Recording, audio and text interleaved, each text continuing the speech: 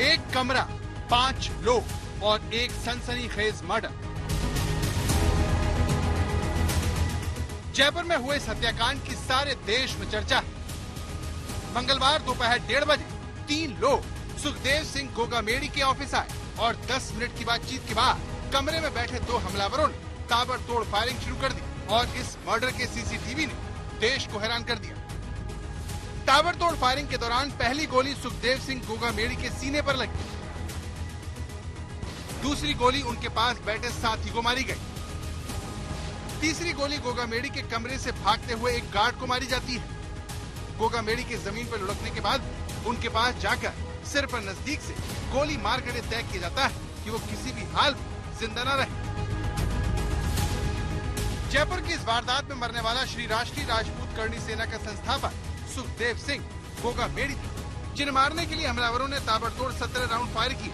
उन्हीं के ऑफिस में 2 सुरक्षा कर्मियों की मौजूदगी में उन्हें मारा गया। ताबड़तोड़ फायरिंग के दौरान पहली गोली सुखदेव सिंह गोगामेड़ी के सीने पर लगी। इसके तुरंत बाद एक साथ कई गोलियां मारी गयी। गोगामेड़ी के जमीन पर लुढ़कने के बाद उनके पास में जाकर सिर पर नजदीक से गोली मारी जाती है। इस वारदात के दौरान सुखदेव सिंह का एक गनमैन उसी कमरे में मौजूद था। हमलावर ने उस गनमैन को भी गोली मारी। जमीन पर गिरने के बाद उसे और गोलियां मारी जाती हैं। सवाल यह है, 2 बॉडीगार्ड की मौजूदगी में ये मर्डर कैसे हुआ? क्यों घर के बाहर तैनात 2 गार्ड क्यों कुछ नहीं कर पाए?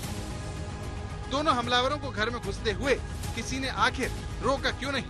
किसी ने उनकी ढंग से जांच क्यों नहीं की? इस सवाल का जवाब सीसीटीवी तस्वीरों से मिलता है कि देखिए, हमले से पहले घर के अंदर की लॉबी में एक बंदूकधारी गार्ड और 3 लोगों को आप देख सकते हैं।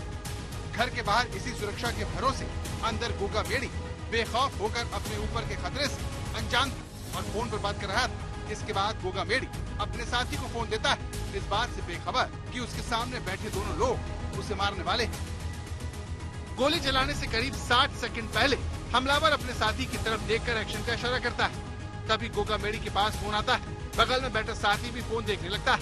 यही नहीं, कमरे में गोगामेड़ी का दूसरा साथी भी फोन देखता रहता है।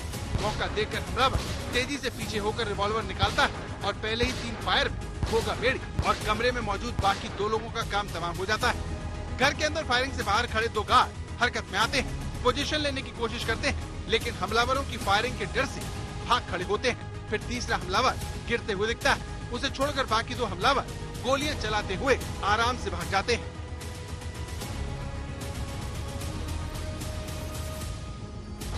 दरअसल ये हमलावर सुखदेव सिंह गोगामेड़ी के दफ्तर में नवीन सिंह शेखावत के साथ आए थे। दोनों हमलावरों ने जब गोगामेड़ी पर फायरिंग की, तब उनके साथ आने वाले नवीन सिंह शेखावत रोकने की कोशिश करते हैं और उसी दौरान दोनों हमलावर नवीन पर फायर कर देते हैं। बताया जा रहा है कि नवीन सिंह शेखावत सुखदेव सिंह गोगामेड़ी का परिचित था। उसी के साथ हमलावर आए थे। दोनों हमलावर काले रंग की स्कॉर्पियो में आए थे, जिसे नवीन सिंह शेखावत चलाकर आया था। शायद यही वजह है कि तीनों हमलावरों की ठीक से जांच पड़ताल नहीं की गई, जो गोगामेड़ी की मौत की वजह बना। इस हत्याकांड को अंजाम देकर भागने वाले हमलावरों ने एक स्कूटी सवार को भी गोली मारकर स्कूटी छीन और फरार हो गए। तीन लोग यहाँ आए थे कि हम बाहर से सूचना दे दिया कि मिलना है हमें सुखदेव सिंह जी से। तो सुखदेव सिंह जी से उनका जो पीएस जो सिक्योरिटी है वो जाके पूछ लिया। तो उनका अनुमति मिलने के बाद तीनों लोग अंदर गया। वहाँ करीबन 10-1 मिनट उनके साथ बातचीत किया। 10-1 मिनट के बाद उनके ऊपर फायरिंग किया। उस फायरिंग में सुखदेव सिंह जी का डेथ हो गया।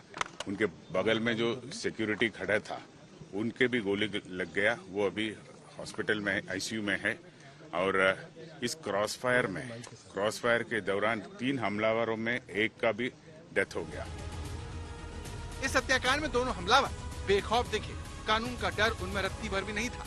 सवाल ये है कि क्या नई सरकार राजस्थान में अपराधियों में कानून का खौफ पैदा कर पाएगी? शरद कुमार, जयपुर, आज तक।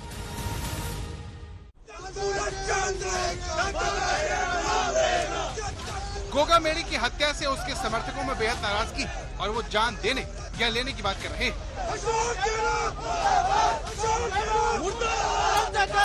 आरोपियों को पकड़े, नहीं तो राजस्थान में उग्र आंदोलन होगा। सजा दी जाए सबको जितने भी अपराधी थे। नहीं तो हम पूरा राजस्थान जाम कर देंगे। रंजी से सारी साजिश से मारा गया है, हमें सब समझ में आता है। और रोहित गोदारा लॉरेंस ट्वीट कर रहा है, जिम्मेदारियां ले रहा है। जब राजस्थान में सत्ता परिवर्तन का समय चल रहा है, 3 दिसंबर को कांग्रेस सरकार की विदाई हो चुकी है और बीजेपी सरकार बनने जा रही है। जब ये कई दिनों से रेकी कर रहे थे और जब भी इनको पता लगा भी अभी उनके बॉडीगार्ड छुट्टी पे, तो उसने फायरिंग की है। आपके संगठन भी जुड़े हुए और लॉरेंस के बिल्कुल हम राष्ट्रीय अध्यक्ष जी के संगठन से, और हम इसी के लिए हम हमारी जान देने के लिए तैयार है। तो आपको किन पे शक है? लॉरेंस बिश्नोई पे शक है? अभी हम नहीं कह सकते कि लॉरेंस बिश्नोई के आदमी है कि नहीं है, हम नहीं कह सकते। रोहित गोदारा ने गोगा मेड़ी की हत्या की जिम्मेदारी ली है। बताया जा रहा है कि उसने 19 साल की उम्र में अपराध की दुनिया में कदम रख दिया था। वो अब तक 15 बार जेल जा चुका है। रोहित गोदारा बीकानेर के कालू थाने का मोस्ट वांटेड है। गोदारा के गैंग में 150 अपराधी हैं। राजस्थान के अलावा वो और उसके गुर्गे हरियाणा और पंजाब में भी वारदात को अंजाम देते हैं। उसके खिलाफ 32 से ज्यादा आपराधिक मामले दर्ज हैं। सिद्धू मूसेवाला मर्डर केस में भी उसका नाम आ चुका है। नागौर से कांग्रेस विधायक मुकेश भाकर को उसने जान से मारने की धमकी दी।